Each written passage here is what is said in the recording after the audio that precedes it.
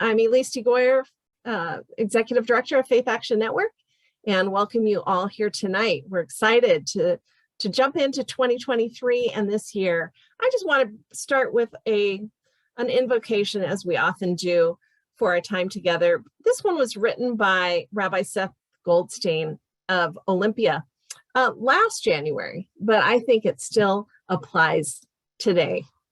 So from Rabbi Seth Goldstein, Temple Beth Hatfield, source of all life and blessing, free those who are in captivity, protect those who are in danger, heal those who are in pain, strengthen those who are weary, give peace to those who are in strife, bring justice to those who do wrong.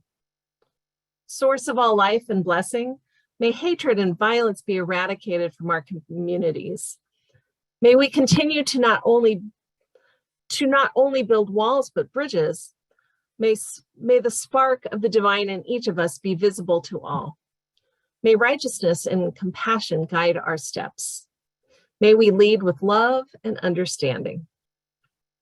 Source of all life and blessing, in our times of need, we turn to you and we turn to each other. May we be blessed with protection, with wisdom, with resilience, with solidarity, and with courage to fight distress and oppression, and to pursue joy and liberation. For us and for all peoples, now and in the future, from generation to generation. Amen. And I'm not going to take a minute more and just turn it over to our Policy Engagement Director, Kristen Eng, who will turn it over to others. Thank you for being here. Well, good evening, everyone. Thank you so much for your advocacy with us throughout the year and gearing up for a very exciting 2023 as we get out of the pandemic. We've learned so many things, getting ready for what life could look like and what kind of society and world we are building in Washington State. The 2023 legislative session starts on January 9th. It is called the long session because it is 105 days rather than 60 days, which was last year. Starts January 9th and ends on April 23rd. It is also called a budget year because they will have to write up a budget from the beginning rather than doing a supplemental budget like they did last year. Unlike last year, there was unprecedented levels of funding coming from the federal government plus unexpected revenue that they did not see. This is now a little bit more where the finances are becoming normalized. There was still ambitious because there's still a lot on the line, but there is not much federal dollars coming in. The Democrats hold both chambers after the midterm. There is a leading the Senate by 29-20, and in the House of Representatives, 58-40. So they do get to set the agenda. And some of the priorities that they have said, including the governor, is housing. We lack housing and we need to address homelessness in this state. The other things that were mentioned was behavioral health, workforce development, and bodily autonomy. Those were the top things mentioned by the governor and the Speaker of the House. Something new that probably people haven't heard of as the top is workforce development. They noticed that they could build all the hospitals, healthcare facilities they want, but who will be the builders and who will actually be the psychologists and healthcare workers to staff this? They said they have known for over 20 years that with the baby boomers' retirements, there will not be a one-on-one replacement. They will have to think about how to have work with less people, but have so much more needs. I'd like to say they're looking at a $70 billion budget. It will be one of the largest. And what's new that's interesting is the governor is asking for a $4 billion bond revenue so that we could have at least build 27,000 units of housing in the next 8 years, which will require a voter referendum to lift up the debt. As you know, the FAN legislative agenda is always lengthy because we want to have justice everywhere, from economic justice, housing, to environmental, to healthcare. So it is, the FAN legislative agenda is on our website at fanwa.org. We have guests today who will present on certain aspects of our legislative agenda. Some will focus on. And if I could just share here. Here it is on our website. And the top of the things that we talk about here is promoting economic justice. And the Working Families Tax Credit, FAN helped pass this, and now we are implementing it. It will affect about 400,000 families in Washington state. That's $300 to $1,200 people could be eligible for every year. We want to do some fixes so that all who are intended to be eligible can apply and get that life-saving cash, as well as expand the age who is eligible. Because right now it's from 25 to 65, and we wanted to just say 18 and over. And this is one of the biggest things that will be implemented this year and funded. And we will need all the faith networks to do the outreach out there so that everyone who's eligible can apply. The application is already ready. It's at the Department of Revenue for work. If you look, Google Working Families Tax Credit, and we will be doing some sessions throughout the year to make sure that everyone knows and can tell people or do workshops on their own in their own faith communities to get the word out there and to have people apply. I would like to pass it on to actually one of the co-leaders of our Economic Justice Working Group here, Steve Claggett, to talk about some of the economic justice bills that the group has been working on. You're on mute, Steve. Thanks, Kristen. Bob Beekman is also with us tonight, and I are the co-leaders of the Economic Justice Working Group. This has been around for, oh my gosh, maybe 8 years now. And our first thing we set upon doing was raising the state's minimum wage, and we succeeded in that. And then we moved on to getting a capital gains tax in the state, and we succeeded in that. So we like our track record, and we want to keep it going. And if you want to join us, send an email to economicjustice@fanwa.org, and I'll put that up in the chat in a minute. And what I just put up in the chat is some of our partners. We work very closely with a number of groups, and this is where you can go to get more information on these things that I'll be talking about today.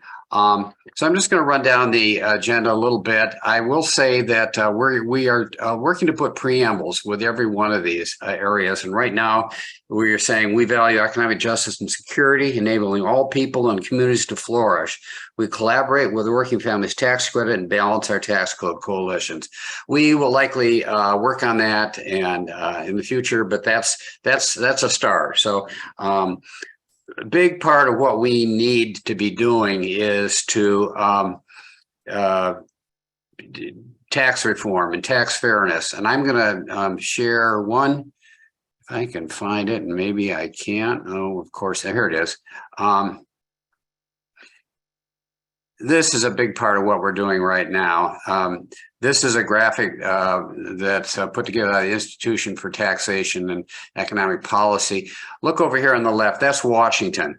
We tax our poor people at a rate almost twice as much as most other states in the nation. This is shameful, and it's got to end. And so our agenda that you're looking at there is designed to shift money from those who have it to those who don't. In that regard, the first thing on our agenda there is a pilot program to do a guaranteed basic income around the state with various different groups. We can't do everybody, as many of us on staff know. This thing would cost a whole lot of money if we were to do it to the extent that we want to, but we do want to continue this experiment. There's an article in Seattle Times today about Tacoma's program. About every study has been done of a program where there's provided money to lower income people. People are responsible. They use that money in ways to improve their lives. So that's tops on the list. We're waiting. The legislators are working on a bill and tweaking it. But there will be a bill put forward to enter into a pilot program. The second one there is Washington Future Baby Bonds. The idea that people who are eligible for Medicaid and Apple Care and have children at their birth, they would be given money that would sit and grow and be available to them for their vocational higher education training later on in life. The next one is, again, this theme of taking from those that have it to provide that those that don't, is a wealth tax on billionaires that would impact just probably the top 100 people in this state who happen to be billionaires, and make an exemption for the first 1 billion of anybody's wealth. So, only about 100 people would qualify in the state, and it would raise a lot of money. Finally, we want to repeal the statewide advisory votes. You see this on the ballot. Young people voting for the first time look at this and say, what is this? It's an old Tim Eyman initiative aimed at preventing us from raising the revenue we wanted by making, even though after our elected representatives pass something, they say, well, okay, let's go see what the people really think about. No, that's not the way we want to run government. And so we want to get rid of that. So I think that covers it. If I missed anything, let me know, Kristen or Bob. This is Bob. I would just say, keep that graphic up for just a half a minute. All right. That graphic emphasizes the inequity, the glaring inequity of our state and local tax system in Washington State. We have many things to be proud of in our state, but our state and local tax system is something we should be profoundly ashamed of. It is basically a soak the poor tax system, mainly because of our heavy reliance on sales tax. So in addition to the specific issues or initiatives that Steve has mentioned, the guaranteed basic income, the baby bonds, the wealth tax, and repealing advisory votes, on a longer term basis, not something that we're going to be able to accomplish this session biennium, but on a longer term basis, we are still committed to fundamental tax and revenue reform in this state. We see here in this graphic the inequitable, disproportionate burden upon poor people in our state, but there's another really profound and important consequence of how we set up our taxes, and that is it's inadequate. It imposes always this constraint upon other things that we want to do, such as funding mental health, guaranteed basic income, baby bonds. There's always this question, where's the money going to come from? It's not as if it's impossible. It's only impossible if we keep the state and local tax system we have. So longer term, we still are committed to a fundamental reform of our Washington state and local tax systems. What that means basically is income tax or some kind of taxes on income. We mentioned the wealth tax, that is not on income, it's on your capital possessions for the billionaires. So we're always looking at long term, even though we may not have a bill before us during this session, at how do we not only reform our tax system for the sake of equity and justice, but for the sake of adequacy to fund these other issues and initiatives. Okay, thanks, Bob, for adding that. Thank you, Steve, Bob, and the Economic Justice Working Group. I'm going to continue sharing the legislative agenda list. And as you can see with this particular group, we are trying to change the regressive tax system of Washington, put cash back into everyday Washingtonians' pockets, disrupt the generational cycle of poverty, and make sure that wealthy Washingtonians pay their fair share. As you notice with the wealth tax on billionaires, the first 1 billion is exempt. So this is not a tax on everyday working Washingtonians. The next thing we have here is protecting and expanding the social safety net. And the biggest thing on this agenda is free school meals for all students. And this should be a right, this should be part of the right of education. And this is a giant step toward ending child hunger in this decade and relieve financial burden on families. I was privileged enough to attend the White House National Conference on Hunger, Health, and Nutrition, and free school meals was the tool to get us there that they emphasized. So this is a big push by the Anti-Hunger Nutrition Coalition and the Washington Anti-Poverty Advocates that we are part of, and it can be done. I've heard some very receptive things from our representatives. The next thing on this list is a hungry-free college campus, making sure that our students have access to a navigator that can help them get services and resources. I'd also like to introduce one of our fan staff members who can talk about our outreach to community colleges, Dana Ahmed. Hi, everyone. I'm here representing FAN and then also C4C, which is Communities for Our Colleges. It's a coalition working towards both defending and making community colleges more accessible. They have a few things on their own legislative agendas that kind of tie into ours, but one of the biggest things that they're working on and they've been pushing over the years is having conversations around free college, which is the biggest thing they're working towards. And they've had conversations with Senator Paulette and Nobles, but no one has yet sponsored their bill or put their hands in on it. Well, thank you so much for that update. I'll continue sharing the legislative agenda list here. And moving on to criminal justice reform, we will always continually work on solitary confinement reform with our partners at the ACLU, Disability Rights Washington, and Multi-Faith for Restorative Justice. And so we are coming up with ways. There has been a bill that has been dropped by Representative Strom Peterson. The next one on this list is Real Labor, Real Wages Act that is being sponsored by Representative Simmons, Tara Simmons, who herself was formerly incarcerated. This would require that incarcerated workers in Washington be paid minimum wage. We are going to try to get that as close to minimum wage as possible, if not minimum wage, because right now a worker in prison earns, depending on what they're doing, 49 cents an hour to $1.70. I think that's what I was told. And it would just make sense that they are able, while they're working in prison, to set some of that aside for savings for successful reentry and also victim restitution. So this will be a big push for a lot of our criminal justice coalitions. And we would like to know how much prisoners are being charged in the commissary. The next one on this list is repealing the unconstitutional statutes and state law, including the death penalty. This was proposed by the Attorney General and is being sponsored by Senator Peterson. This is a way to take away the death penalty in the statute.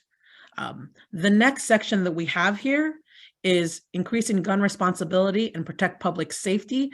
We have been collaborating with the Alliance of Gun Responsibility, and in the past year in 2022 was able to pass restrictions to high capacity magazines, closing the gun loophole and prohibiting weapons from election facilities, public facilities like election facilities, auditing facilities, and school boards. Here with us today is Tremaine Edwards from the Alliance of Gun Responsibility to talk about the three bills and other measures that will be pushed in the legislature this year. We are probably also joined by Emmanuel Presbyterian and other faith communities who have been doing gun responsibility ministry here and will be doing lots of advocacy in this session. Welcome, Tremaine. Thanks for having me far in advance. Welcome to my dog who may join on the back screen, who only likes to join when he hears me talk to other people. I'm Tremaine Edwards. I am with the Alliance for Gun Responsibility. I know I can speak on behalf of all of us at the Alliance when we say we love FAN and appreciate their consistent support of us as we especially go into another exciting year of legislative session. So I'm going to do my best as an English major to keep to a decent time here and dive right in. So let me pull up my document that I typed up for myself to read. The biggest thing, obviously, for this discussion is assault weapons. Even before my years of joining the Alliance, which has been about 2 years, this is something that I've known people have been very passionate about for many years. Even this past year, people were very passionate about it, and I couldn't say anything yet because it wasn't officially out there. But this is the year, especially as Kristen also just mentioned, after the success of, this last legislative session last year and restricting high capacity magazines. The people in the state of Washington, our electeds in the state of Washington, all agreed it is time. We often talk about the tales of two Washingtons, and while we wait on Washington, D.C., we know here in the state of Washington, we've got a supportive House and Senate and governor's office who are ready to do this work. So we are going forward to the restriction of assault weapons, or as others may say, assault weapons ban. Many here may already know that semi-automatic weapons are often used in some of our deadliest shootings in United States history, in the top 5 of deadliest shootings in United States history. And these weapons are designed for the battlefield. They have no place in our neighborhood. So we are going forward this year and making sure that that gets passed. Additionally, we are working towards passing a bill that requires a permit to purchase of firearms, being able to states with the permit to purchase laws have lower rates of firearm-related death, lower rates of guns diverted to criminals shortly after retail sale, and lower rates of guns exported to criminals in other states, which is also important. So we're looking to have a permit to purchase system that requires a comprehensive background check, safety trainings, and waiting periods to purchase a firearm. We're also working around establishing pathways to justice for gun violence victims. Often, federal law has shielded the gun industry, dealers, and manufacturers from nearly all accountability for the danger and damages that their products cause. And so here in Washington, we're going to hold industry members accountable by ensuring a level playing field for responsible industry members, incentivizing safe and responsible business practices, and establishing a pathway for individuals to seek justice in court for harms caused by the industry. And then, as Kristen also mentioned, around protecting spaces, we're going to continue to protect that progress and continue the momentum around many of those various things that Kristen said, around preventing gun violence by closing those dangerous loopholes, continuing to extend the purchase requirements to all firearms, and really just making sure that we're also looking to strengthen our voluntary waiver programs. Around armed intimidation, I feel like a broken record, thanking Kristen again for setting it up for me. As we continue to look at those public spaces, your playgrounds, your school board meetings, your election offices, et cetera, making sure that we continue to expand on those existing safeguards to make sure, including prohibitions on concealed carry, and apply them to more public spaces to continue to help the risk of political violence by firearms. It's something that we don't all need to be reminded about, but we also realize that tomorrow is January 6th, and it is a day now that will unfortunately live in history in this country. And so we want to make sure that never happens again. That's not the way that we do democracy, and that's not the way that we should start trying to do it by intimidating people with arms. We will also, this is not really more, it's on our agenda, but not so as bills per se that we ourselves have worked on our agenda, but we'll be supporting addressing inequitable and biased policing. So we will be making sure that we are really supporting many of our individuals and coalition members out there this year that are leading the way in building on recent progress to reduce police violence and increasing accountability and transparency, and making sure that we continue to set clear guidance for law enforcement and improving that access to justice. Because here at the Alliance, when we talk and say about gun violence, that also includes police gun violence, and we want to make sure that all of our communities, communities of color, who are impacted by law enforcement differently, who see it differently, make sure that we have policies in place to make our communities feel safer and seen as well. And then last, but certainly not least, we will continue to advocate for the investment in community-based programs in public education here in Washington. Right, we have our Office of Firearms Safety and Violence Prevention that continues to support the on-the-ground work in many of our impacted communities, many of our partners out there. You know, the Alliance is not a direct services program. We have many partners out there that are direct services program, and we realize the importance of their programs and the importance of keeping them around with the resources that continue to allow them to do the on-the-ground work. So this year we are advocating for $30 million for that office to continue to do the work that they have been created to do, which also includes public education campaigns around safe storage, making sure that people are aware of ERPO, but also instituting ERPO training for law enforcement and court personnel, and making sure even our schools serve as sources of information for families about the risk of firearms. And with that also stated, as we talk about youth in schools, because I will have to dive off a little bit quick because right after this, I'm going to a Youth Solidarity Zoom meeting. But with that said, I've put in the chat my email because I realize I've run through that fairly quickly, but our website as well, gunresponsibility.org, has the list of our priorities this year. There is a page up there. Once you go to gunresponsibility.org, it will allow you to click it. And you can even download our entire agenda. And we will also have a bill tracker this year for all of our bills, as we do every year. So you'll be able to watch in real time what each bill is doing in different chambers. And then, as I mentioned, as we advocate for the investment or the continued investment in the Office of Firearms Safety and Violence Prevention, and asking for that 30 million, we also here, as you will see, there's a link there that goes to a funding sign-on letter. So if you are a part of an organization out there, we would love, bless you, sorry, it's my dog. We would love to have your organization sign on. Of course, just making sure that whoever is the representative has permission before they sign on to that letter. But we would love to have that this week. If you all would love to click that link, you'll be able to read explicitly what we're asking for and why we're asking for it. And we'd love to have as many organizations in the state of Washington a part of that. I think an English major in me did pretty good to run through that. Thank you all. I'm gonna run out of here to get ready. I have to go meet with some youths, as we like to call them. They started at 6. Well, thank you so much, Tremaine, and to the Alliance of Gun Responsibility for leading on this very important issue. I did also want to put a shout out that there will be an event at Emmanuel Presbyterian on January 25th at 5:30, specifically on how to advocate for these particular bills. And Tremaine will help lead that. He'll be a presenter. I will be there as well. It's for the Tacoma Pierce County area, but everyone is welcome. I will continue sharing the screen for the rest of the agenda. As you can see, we put the top 3 of AGR, Alliance for Gun Responsibilities bills here: the banning of assault weapons, firearm industry responsibility, and requiring a permit to purchase firearms and a more comprehensive background check. It's likely that all of these will get a floor vote, so we will need your help to push them over the edge. The next bill that we have here is in solidarity with our Indigenous community, which is the creation of a missing and murdered Indigenous women and people cold case unit within the Office of the Attorney General. And this has been proposed by the AG and will likely get a lot of bipartisan support. The next thing that we have here is about police accountability. We are part of the Washington Coalition for Police Accountability.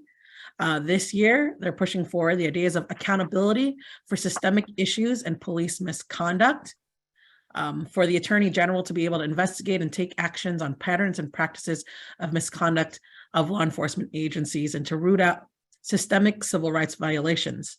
The next one is to have a civil remedy for victims and families of misconduct, a creation of an independent prosecutor unit that would work in tandem with the independent investigations unit that has already been passed. And the last bill that they're pushing for is the traffic stops, which is ending stops for non-moving violations like expired tabs and broken taillights to reduce proportionate impacts on communities of color. It's not believed that people with guns should be doing this work. Other people can put in a fine for the non-moving violations. The next section in our legislative agenda is providing affordable housing.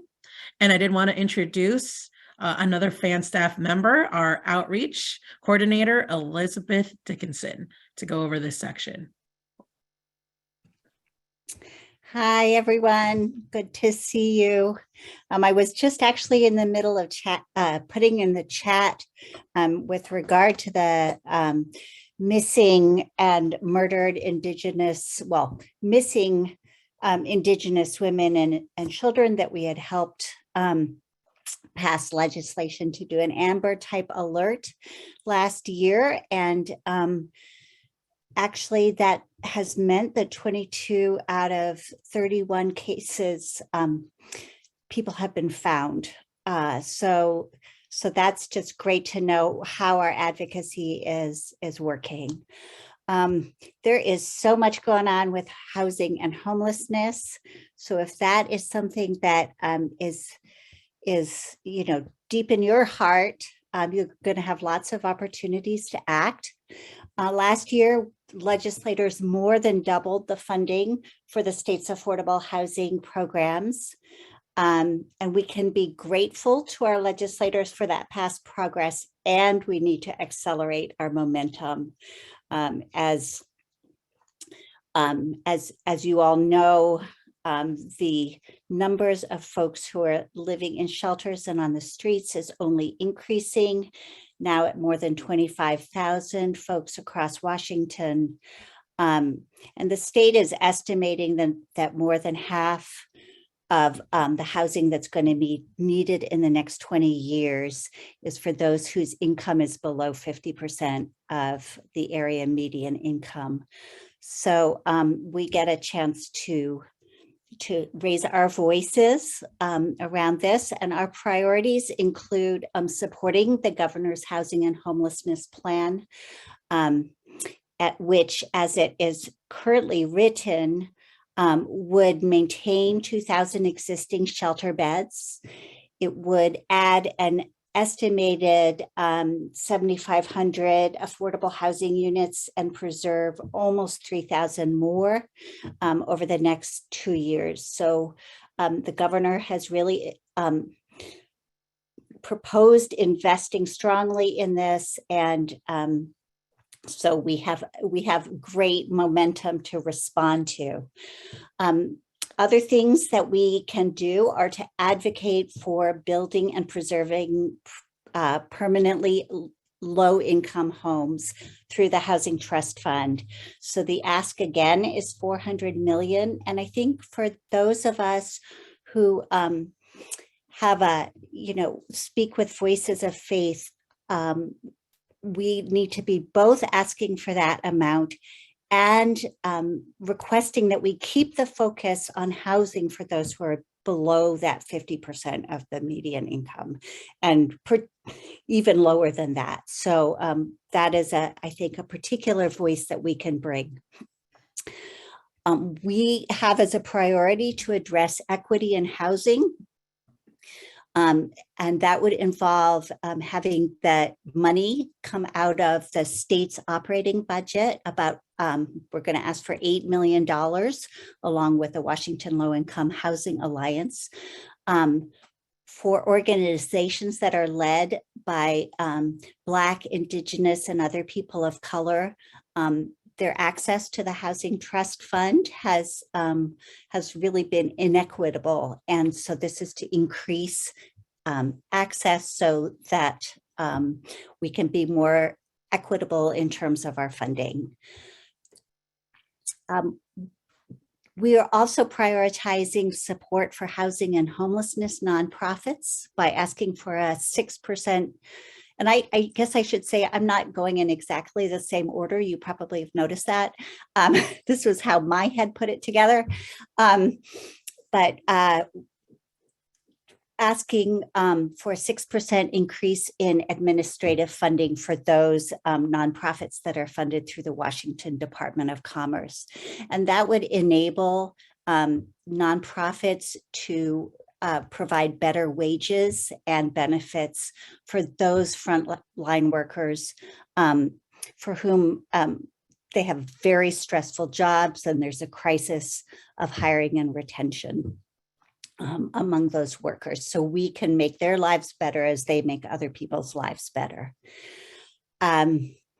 And then we can also focus on preventing homelessness, and we have provided some priorities around that. It includes increasing funding that will prevent evictions, capping yearly rent increases to a fair amount, and requiring landlords to provide 6 months of notice on significant rent increases. Creating an accessible and expedited enforcement process for tenants to use when their landlord does not abide by their basic obligations. And there's one more that isn't on our priority list, but is the Washington Low Income, is on that of the Washington Low Income Housing Alliance. And so I thought I'd throw that one into it, and would end the Reagan era requirement that extremely low income disabled people have to pay back their cash assistance that they formerly received.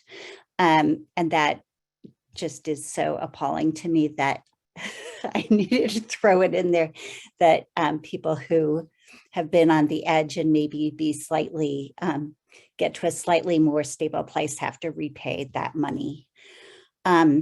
So we look forward to being in touch with you throughout the session around these issues. And back to you. Thank you, Elizabeth. Yeah. Thank you. Let me stop share for a second. The next thing on our list is the environmental justice section. We work in collaboration with Earth Ministries Power and Light. Jessica, are you here? Sure am. Okay, would you like me to put up the legislative agenda, or do you have a slide? No, go ahead and put it up, please. Thank you. Okay, welcome, Jessica. Good evening, everybody. My name is Sister Jessica Zimmerly, and I am the Advocacy Director at Earth Ministry in Washington Interfaith Power and Light. So like Kristen said, we have the joy of partnering together in our shared goal towards a just and sustainable future. And so just going to give you the quick run through of some of the bills that we'll be working on. And excuse me, I'm getting over a cold, so I'm going to take a drink of water before I take off here. Okay, so if you followed our environmental bills over the last couple of years, some of these will be familiar. First is addressing climate change by looking at our state's comprehensive planning framework. So that is the Growth Management Act. We call it the GMA for short. And that's just looking at as cities rapidly grow, they have to put plans in place for how that they'll do that in a way that is thoughtful. And we're asking that a climate amendment be added to that. So that is House Bill 1099. We nearly passed it last year. You might recall it just basically ran out of time. So we're going to be bringing 1099 back. And in addition, we are also going to be supporting a second bill that Front and Centered is introducing. And if you don't know Front and Centered, I highly recommend getting connected. They are a coalition that is led by organizations that are community-based and frontline groups that are primarily BIPOC-led, and really we look to them for the core justice element of our work.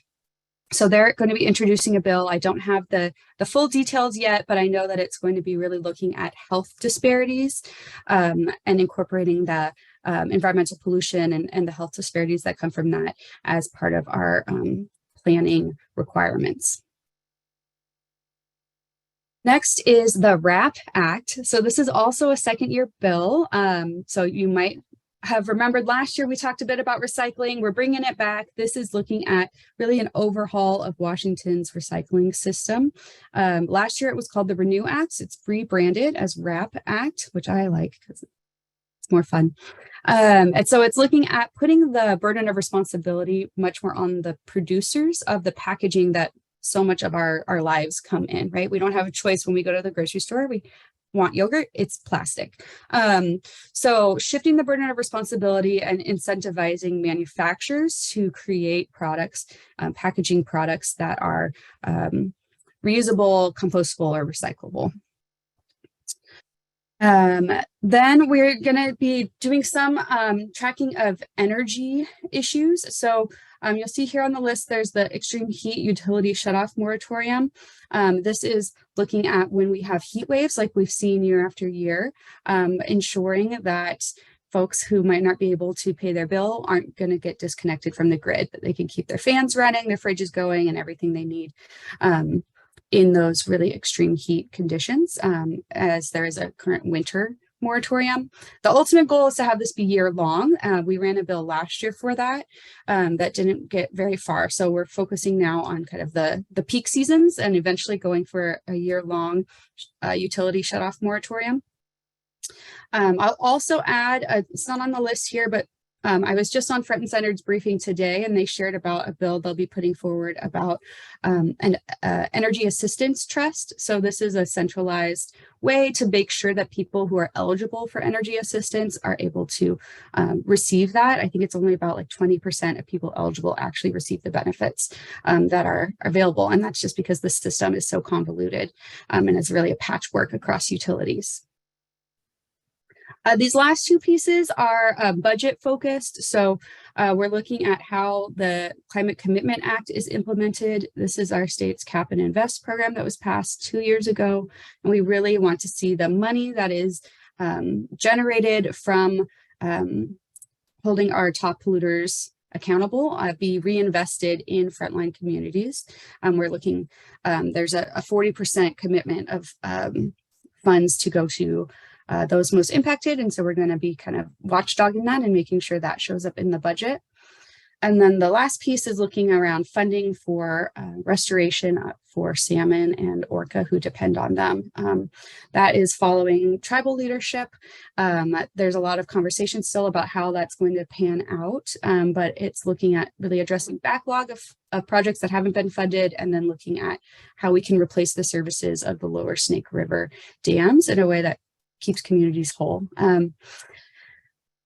I'll add, there's one more Earth Ministry is supporting that's not here. It's on cosmetics, and it's a toxics bill. So we're looking at banning toxics in cosmetics, primarily because you see a disparity that products that women of color use in particular have higher loads of toxic chemicals, and we don't want that directly on anyone's skin.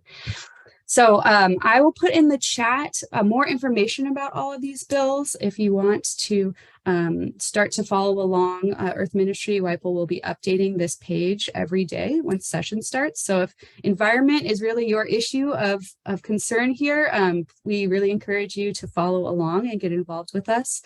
We will also have an event next week, Thursday on January 12th. Where I'll share a bit more detail about these bills, and I'll put that in the chat as well. And with that, I will turn it back over to Kristen. Thank you so much, Jessica. As you can see, Earth Ministry goes in depth with environmental advocacy. So like Jessica said, if that is where your passion lies, we've put some of the priorities that we've heard about, but there is so much more to be done on the environmental front. And to keep up with it, follow Earth Ministries and Power and Light on their website for more information and I would say more bills. We try to keep it as our legislative agenda is long because we do feel these issues are interrelated, from healthcare to environmental justice. And so that if there's an injustice in one area, it often affects others. If there's a solution in one area, it's a partial solution in another area.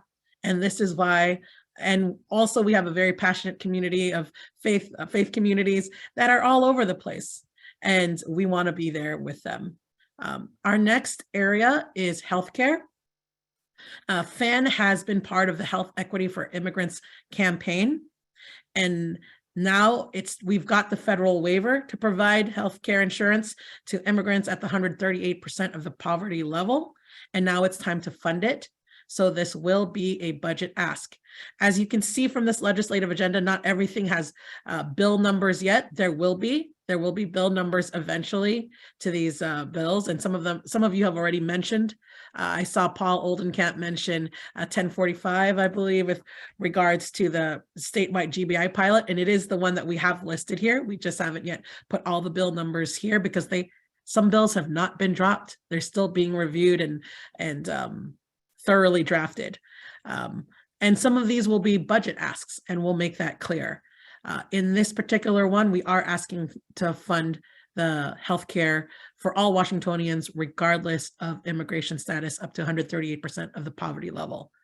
The next here in our healthcare is with regards to reproductive rights, gender affirming care, and end of life dignity. FAN helped organize a conference with the Attorney General and legislators with regards to reproductive care rights.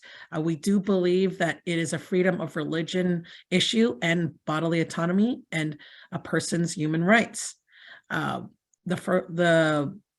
It's called Keep Our Care Act, and this would require the Attorney General to have oversight over health entity consolidations to ensure that when healthcare facilities consolidate, that they do not reduce the community's access to affordable quality care.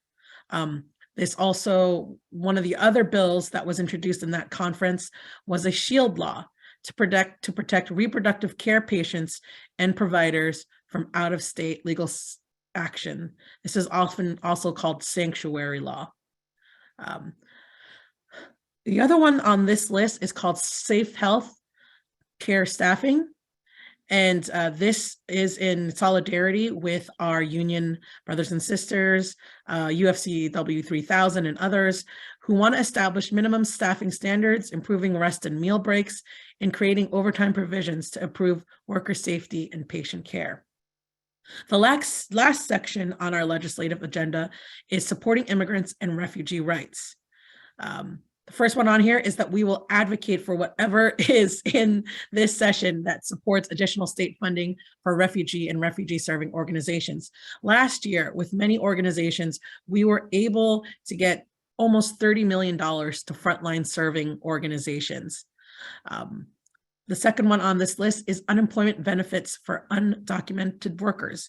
This bill will create a permanent, separate unemployment system that provides benefits to undocumented workers.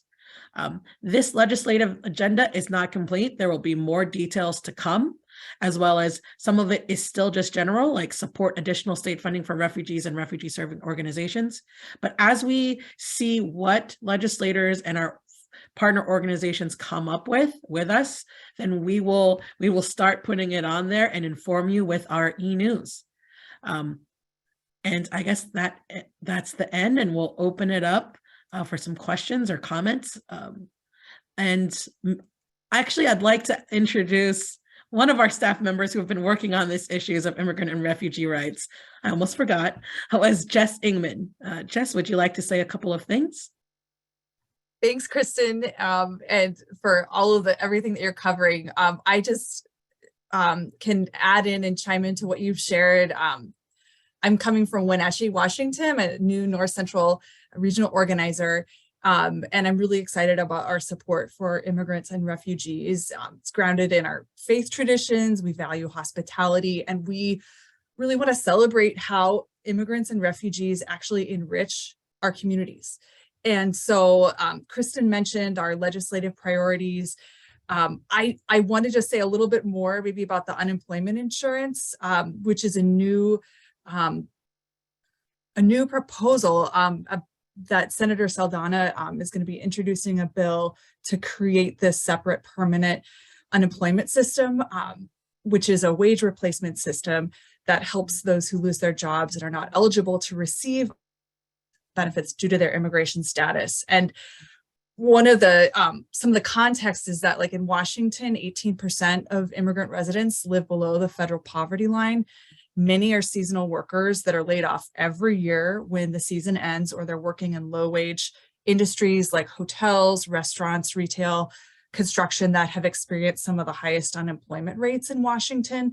So this kind of insurance is essential for everyone living in Washington to have access to when they're working here.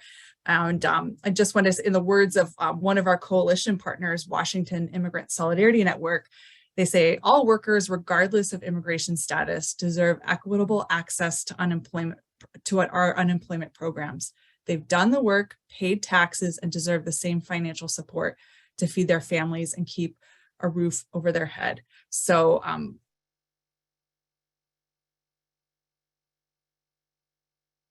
thank you, Jessica. Thank you, Jess.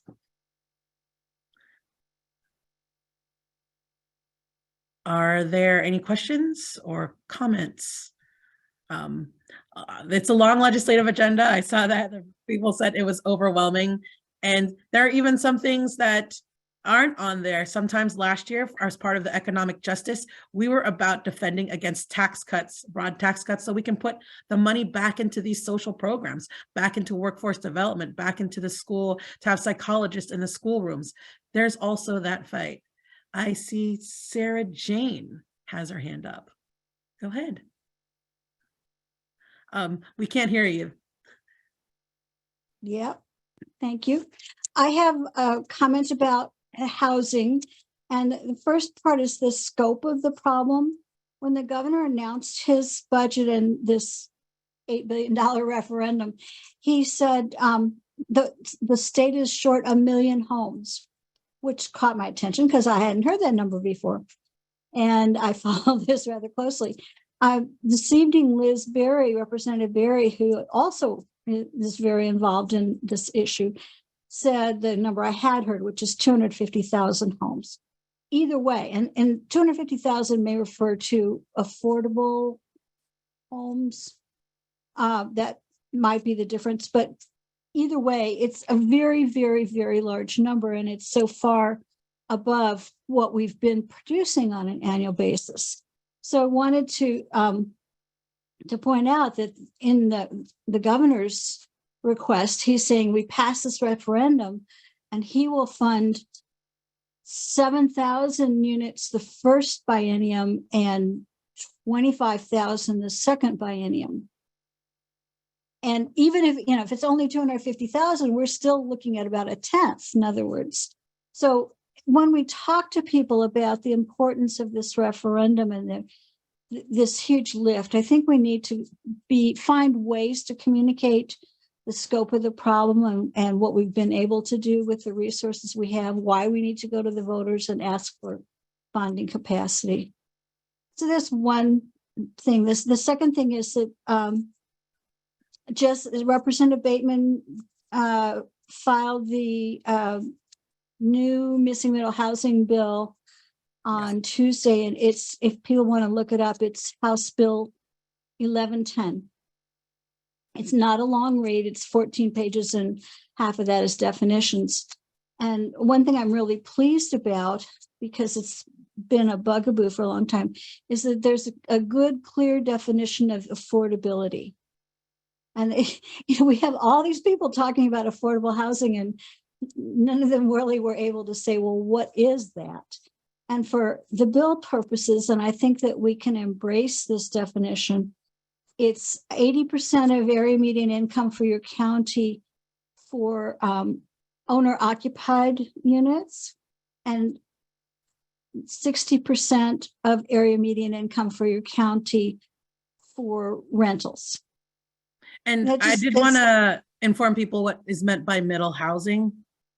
It is not the very lowest of housing. Oftentimes there are cities, including ours, but imagine Silicon Valley, the firefighters, teachers can't afford in the places that they serve because it's unaffordable to school teachers, whatnot. That's middle housing. And they did drop a bill. Jessica Bateman, who was on the Olympia City Council, said after 8 years, they could not incentivize affordable housing. They needed the state to do it. And the $1 million unit figure is for 2044. We're looking at to the future, but we must start building now. And that is why there's likely a difference of figures that you have heard. It is the timeline. There's hundreds of thousands that we're missing now, but if this problem keeps on happening, it's projected to be 1 million missing units in 2044.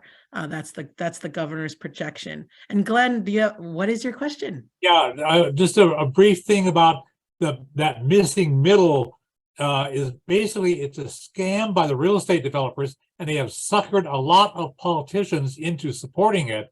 And what they're doing is they're screwing over neighborhood zoning in order to cram housing in that hurts neighborhoods, eliminates trees, a bunch of stuff like that. And I don't have time to explain the thing now, but beware of the missing middle. It's a scam by the real estate developers.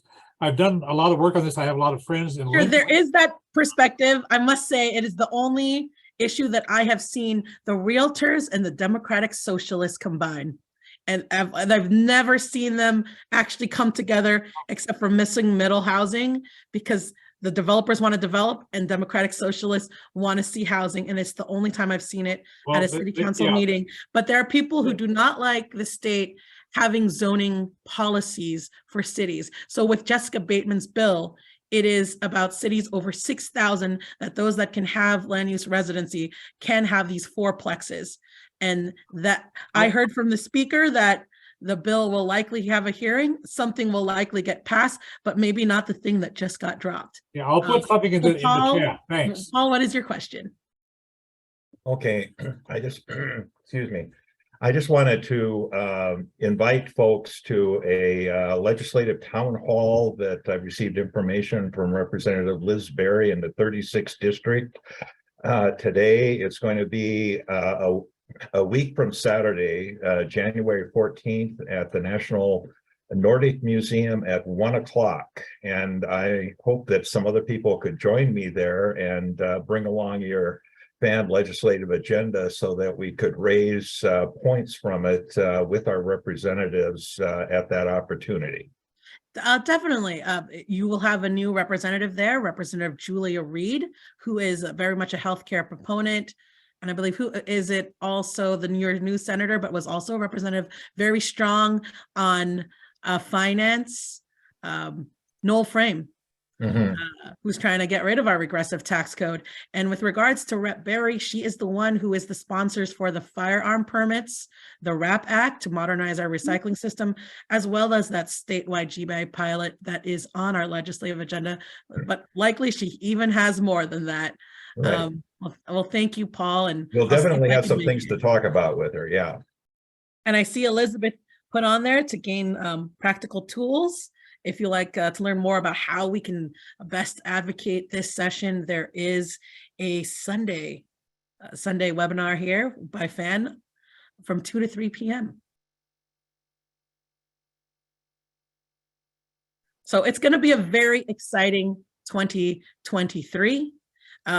You know, with the legislatures, with ourselves, trying to address housing and learning loss for some of them. I've heard behavioral health, and everything that else in between. I guess we do have room for one more question. Gary, go for it. Well, it's, I believe FAN's a member of Take Action Network. What is Take Action Network? Okay.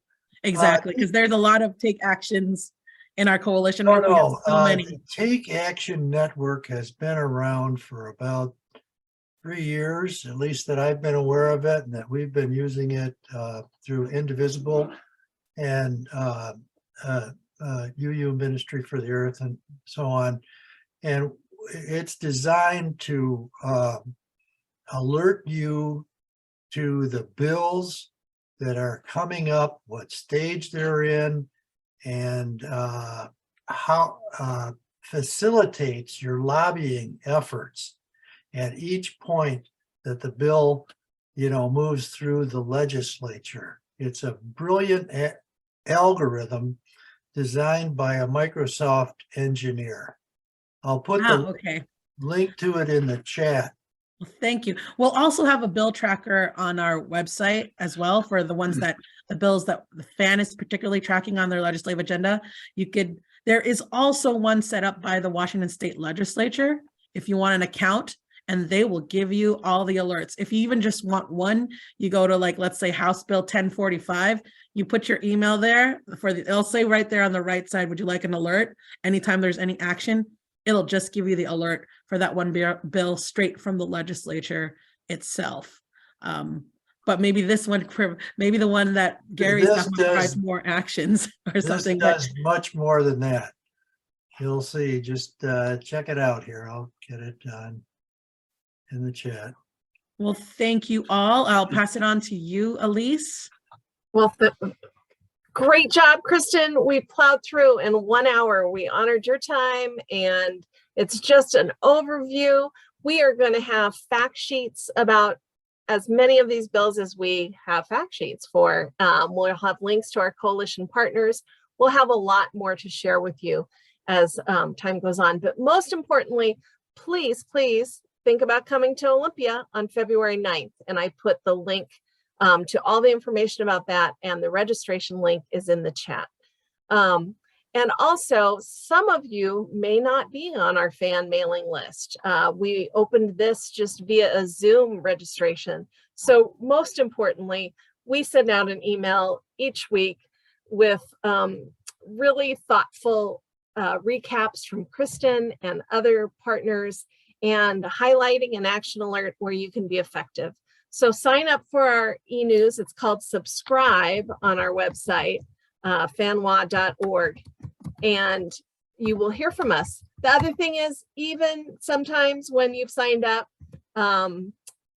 they go to your other folder or your junk. So mark us as safe, put us in your contacts. We want to be in touch with you. Thank you so much for taking this time with us. We'll have more opportunities. And if you want the tools for advocacy, come join Elizabeth and Jeff and others on Sunday from 2 to 3. Thank you so much. Good evening all. Bye.